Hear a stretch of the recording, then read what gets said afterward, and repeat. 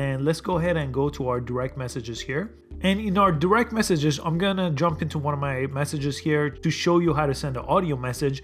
And if you see, if I click messages here, on the left, you always had the photo and video option. And on the far right, if you press plus, you had the heart option, you had the GIF option, you had the images option from your photo library, and now you have the little microphone there. So if you press the little microphone, you gotta press and hold, and it starts recording everything that you're saying. And once you're done, you could just release it and it will immediately send it. So if the other person presses play, it will start playing that message.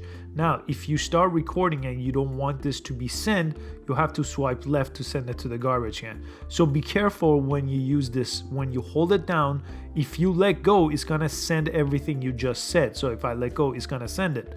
But if I start recording and I don't like what I'm saying, before I let go ahead and go to the left and it will go to the garbage can. It won't send it. And as always, if you have the unsend option in your settings turned on, you could always hold it down and you could unsend if you didn't want to send something.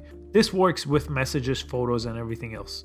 I hope this new Instagram feature is useful to you. Please give this video a thumbs up and subscribe for daily videos just like this one, and I'll see you next time. Thanks for watching.